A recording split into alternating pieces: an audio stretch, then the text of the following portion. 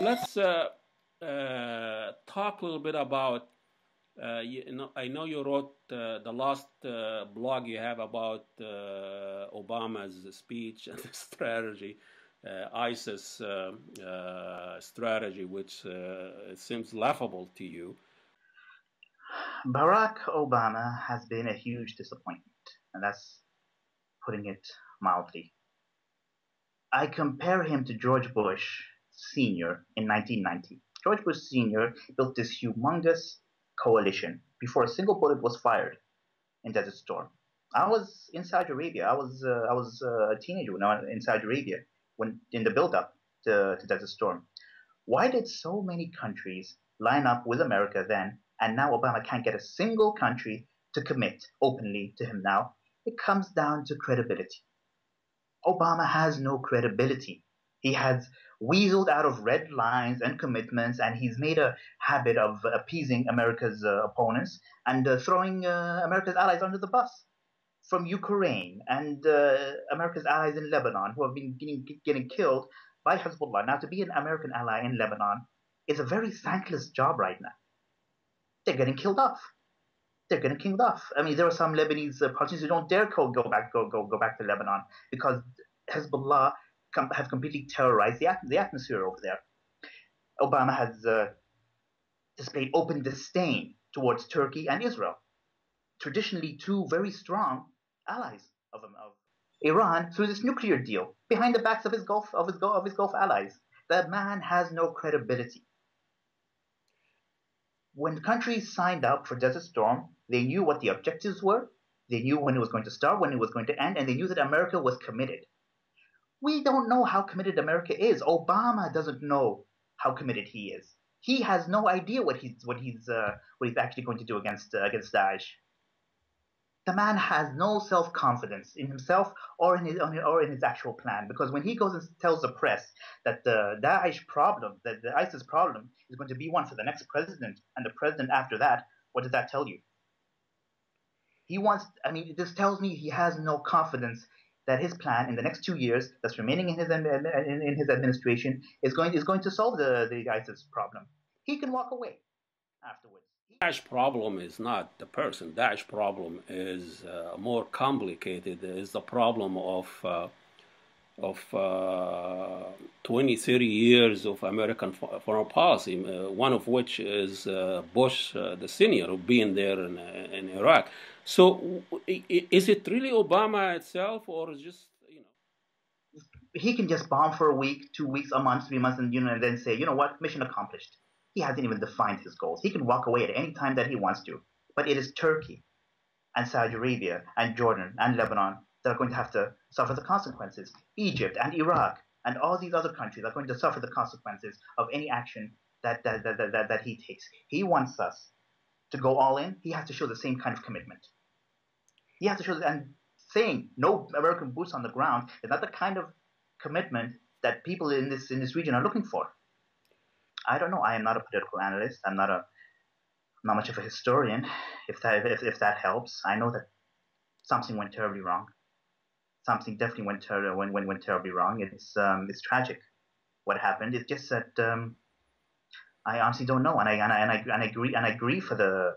Why is it that the only democratic, liberal, pluralistic societies in this entire region are the non-Arab ones? That is the basic question that we have to ask ourselves. The other Arab countries don't come close to what they have in Turkey or Israel. one might argue that Israel is an apartheid, that tyranny there, and let's not go there because as someone you live in Turkey and I appreciate that, and you are from Syria and you've gone through experience, I cannot possibly claim that I understood and I understand it. So I appreciate that. But also living in the West, we see different dynamic. And we see the West up to arms because of the tragic beheading of the two journalists. But beheading a nation, destroying two-thirds of their instruction, destroying their schools and houses, it was a war. It was Israeli self-defense. Obama would like nothing more than to be rid of the Middle East. This is a president who wishes to God that foreign policy wasn't part of his job. He's not cut out for foreign policy, and he knows it. And he would love to be rid of the Middle East. But it doesn't work that way. It doesn't work that way. Mm-hmm. Just because you're not interested in the Middle East doesn't mean the Middle East isn't going to cause you trouble sometime down the line. He would love to pivot to Asia. It's just not working out. It's not working out that way. The most powerful man in the world cannot choose what crisis will take his attention next week or next month. I don't think that the United States has the stomach for a long prolonged stay in the Middle East like what it had in Iraq. I think that I don't think American society would accept that. They would definitely not elect a president who campaigned on a war platform. There is no chance that you'll get any candidate who actually announce that as a policy. They elected Obama as a man to get them out of wars. They elected an appeaser. They elected somebody who's timid for a reason.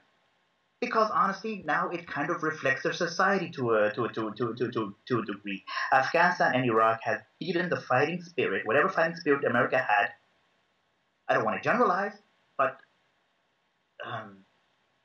they don't have the stomach for a war in Iraq or Afghanistan again. And you know what? That's sensible. That's sensible. They've seen how disastrous it's been. They've seen how wasteful it was. That is sensible. Yes. No adventurism. Yeah. No adventurism.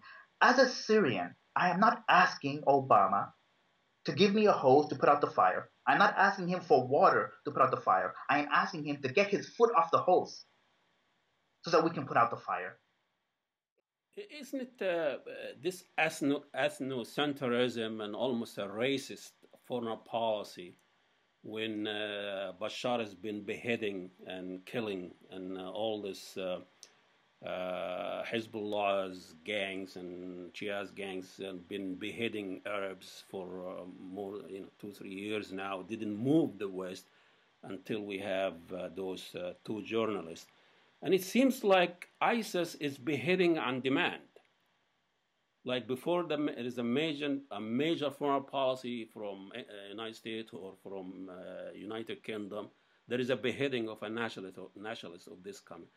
What is the relationship between West and ISIS, and particularly, Obama, United States and ISIS? It seems like as if infiltrated ISIS. No, I don't think so. No, absolutely not. I do not watch ISIS propaganda, and I don't follow the ISIS fanboys on Twitter to know what they get up to online. There are other people way more qualified than me to talk about ISIS's media strategy. But it seems to me that the only way ISIS can guarantee more recruits is to make bigger and bigger enemies. Somebody who gives up a life in the West, in Europe, and joins ISIS has to have either deep motivation or deep problems. One of the two. And for ISIS to keep guaranteeing a steady supply of new troops and new recruits and new volunteers, they have to, I think, challenge and take on even bigger enemies. I think if Obama allied with Assad, that would be a godsend for ISIS. That would be a recruiting boom for them. They couldn't ask for anything better, a better gift. People who are really genuinely, like the Free Syrian Army, the people who are Salmiya in Egypt or in Yemen and all that. Those are the people who really genuinely want to have to reclaim their country back without those. What we call them Zionist Arab, or what we call them the new colonial leader that came after the West left the area. The Janjaweed wants their country back and they want change, and it seems like ISIS is slaughtering and mudding the Arab Spring. And now everybody's talking about war on terrorism. Anybody who resists any Arab dictator is a terrorist, and they start to adapt the same language that the West is using. You are a terrorist, war on terrorism. Sisi is saying the same thing. Bashar is saying the same thing. Yemen is saying the same. That's the Arab dictator playbook since 2001, since after 9/11. That has been their playbook. It hasn't changed. That's exactly what they do. ISIS has this kind of philosophy where you have to cleanse yourself internally before you're taking on external enemies. Cleanse your society from evildoers, from no good doers, from people who are not pure, and then your society is ready and strong enough and resilient enough to take on your external enemies. That was the ISIS thinking when they took on the moderate rebels in Syria, and the moderate rebels in Syria were an easy target, much easier target than Bashar Assad's regime.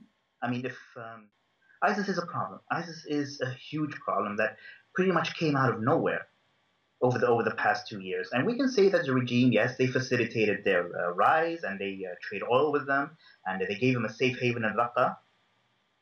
In the end, people are still signing up to ISIS, and that is a big, big problem. It is a problem that's bigger than just Syria. People are coming from all over the world, and they're motivated. All over the world, they're motivated by ISIS. Why? War in Syria is never going to be decided on the battlefield. It was never going to be decided on the battlefield. People want to know what comes afterwards. They want somebody with a political framework, with a political program. I used to think that politics was a dirty word. But politics can make wars unnecessary. Politics ends wars. Armies can fight each other forever. I mean, like the Americans, they won every battle in Iraq. But until the last few years, they didn't have a political solution, a political framework to put in place, to get them out of their military commitments. Have more chances to talk with you. Thank you so much, and stay in touch and stay safe. Thank you so much for having me. Thank you. Thank you. We'll say bye. Goodbye. Goodbye.